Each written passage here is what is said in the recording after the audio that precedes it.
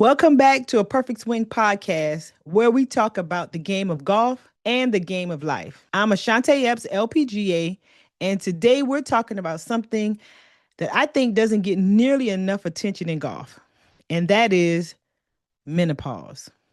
Now, let's be honest. This isn't a topic you hear discussed on the range, in the clubhouse, or even in most coaching situations. But it should be because there are thousands of women showing up to the course every single day, trying to perform, trying to compete, just simply trying to enjoy the game, but all while their bodies are changing in ways they don't always understand. And here's the truth: if we don't talk about it, we can't coach it. If we can't coach it, we can't improve it. So today, we're going to bring it to the light. Now, let's start by defining what menopause is. Menopause is a natural life stage. I'm going to say that again: a natural life stage. When a woman's body transitions out of its reproductive years due to hormonal changes, it can affect things like energy, focus, sleep, and overall well being. Now, understanding it helps create more of a supportive and informed environment for women, be it at work or life. This typically happens between the age of 45 and 55. Now, before we jump into it, let's talk about some misconceptions because it's lots of them, right? So I have 5 misconceptions that I want everyone to be aware of. The first one is it's just mood swings. Eh. Many assume menopause is mainly about emotions.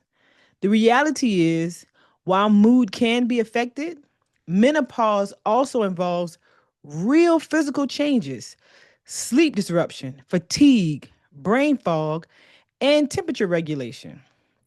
The second misconception is it's a short phase and then it's over, and it only affects older women.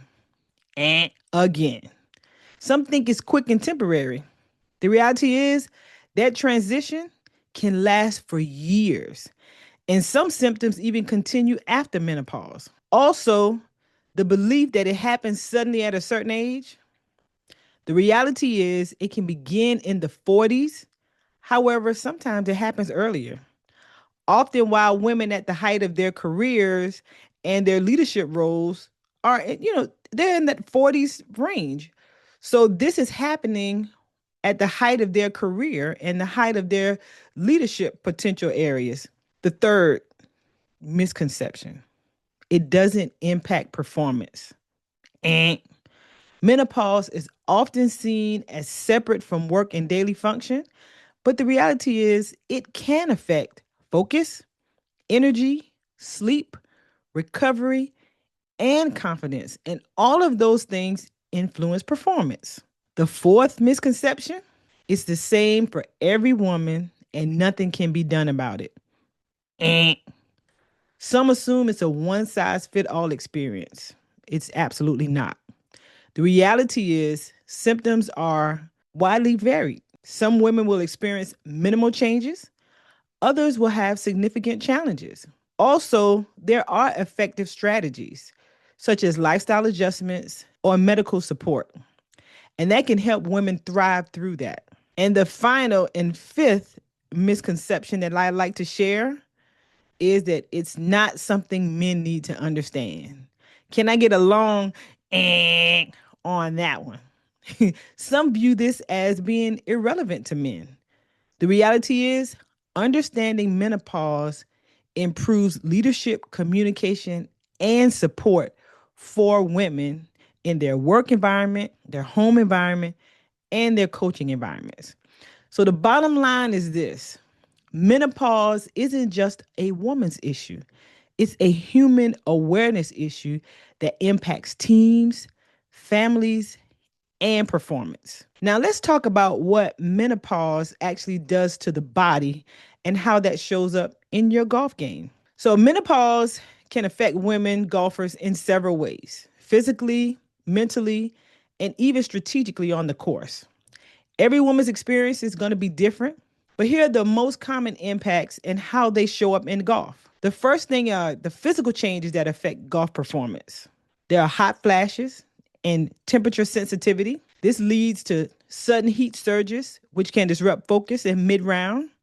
This also increases sweating, which can cause grip issues and quicker fatigue. There's also low energy and increased fatigue. So, with hormonal shifts, especially with lower estrogen, that affects stamina, making 18 holes feel more taxing than even before. Recovery after practice or tournaments may even make it longer. So, again, that energy has a huge part of the effect that women go through with this.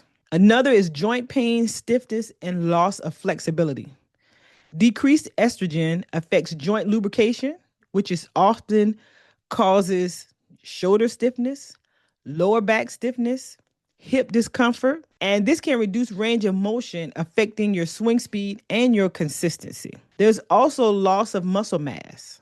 The natural muscle decline can reduce swing power and distance off the tee unless strength training is added. There's also the sleep disturbances. Night sweats and insomnia can reduce concentration, reaction time, and emotional resilience during the round. And then on the flip side of that as well, you have mental and emotional effects to your golf game. So we think about mood swings and irritability. So the hormonal fluctuations may impact composure, making it harder to stay patient after bad shots. It leads to decrease in confidence. So changes in the body or inconsistency in performance, that affects your self-esteem. And brain fog. That creates a difficulty in concentrating on yardages, club selections, or pre-shot routines. When your energy is lower, your joints are stiffer and your focus isn't as sharp. So just think, it's not just a bad round. It's your body asking for a different approach. And unfortunately, when these things happen, what do women start to do? They begin to question themselves. Am I getting worse? Is it my technique? Do I just need to practice more? Do I need to buy another club? And sometimes, most times, the answer is no. You don't need more reps. You don't need another club. You just need a different strategy.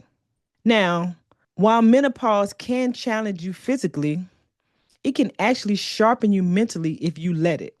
Some positive women have found during this stage, they become more mentally mature, and that can lead to better strategic play. Consistency often improves because the decline in muscle mass forces you to rely more on technique than strength. When the mental maturity and precise technique come together, then confidence grows as many women start enjoying the game more socially and recreationally.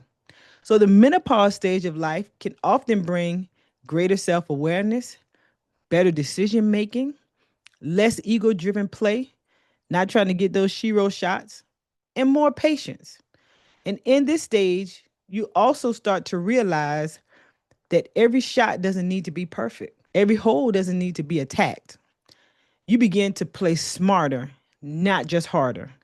And that's where real scoring happens. Now, we want to get you to these positives. So let's talk about some solutions that are available. Now, we already know menopause affects a woman's game primarily through reduced energy from poor sleep, joint stiffness, decreased muscle mass, and brain fog, which can lower confidence and focus. Hot flashes and anxiety may also cause frustration on the course. However, playing golf acts as a beneficial, low impact exercise that helps manage stress, maintain bone density, and provide social support. So just note, this is not about limitation, it is about adaptation. Despite these challenges, golf is highly recommended as a positive social and low impact activity that helps you with emotional health and physical fitness during this transition. Remember, you're not declining, you're evolving. Different doesn't mean worse. All right, so here are the 5 things you can do to manage menopause on the golf course. Number 1, adjust equipment and attire. Utilize layered clothing to handle hot flashes. Wear breathable, moisture wicking clothing. Bring cold towels, use a neck fan. All of those things help.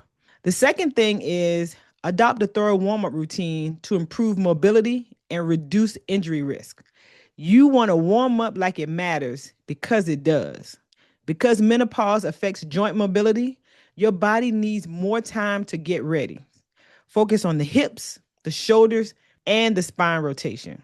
The third thing is choosing strength training over speed training. Because muscle mass is impacted, strength training helps maintain or regain distance and prevent muscle loss, supports joint stability and balance. So, maintaining muscle is key to maintaining distance. You don't need to swing harder, you just need to be stronger. The fourth thing is mental focus. Practice mindfulness or breathing techniques to combat anxiety.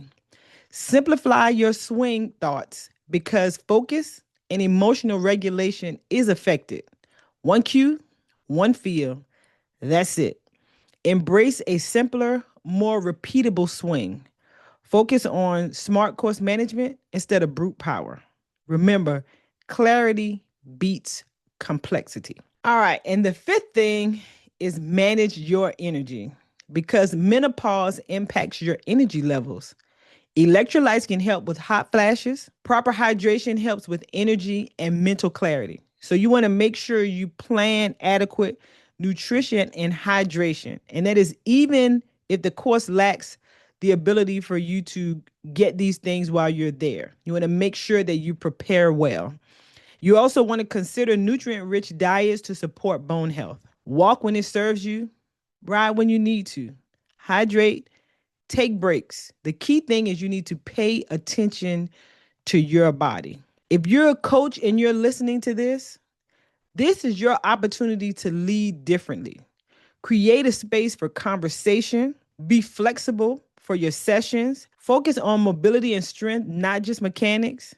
And most importantly, listen. Because the worst thing you can do is try to coach symptoms that you don't understand. And for the women that are listening, here's what I want you to take away from this today. Menopause is not the end of your golf game. It's a new chapter, a chapter that requires awareness, patience, and a willingness to adjust.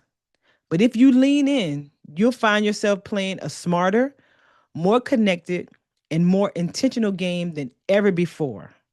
And that's a perfect swing. So remember, success isn't about perfection, it's about intention. Keep playing the long game. Until next time, I'm Ashante. Thank you for joining the A Perfect Swing podcast.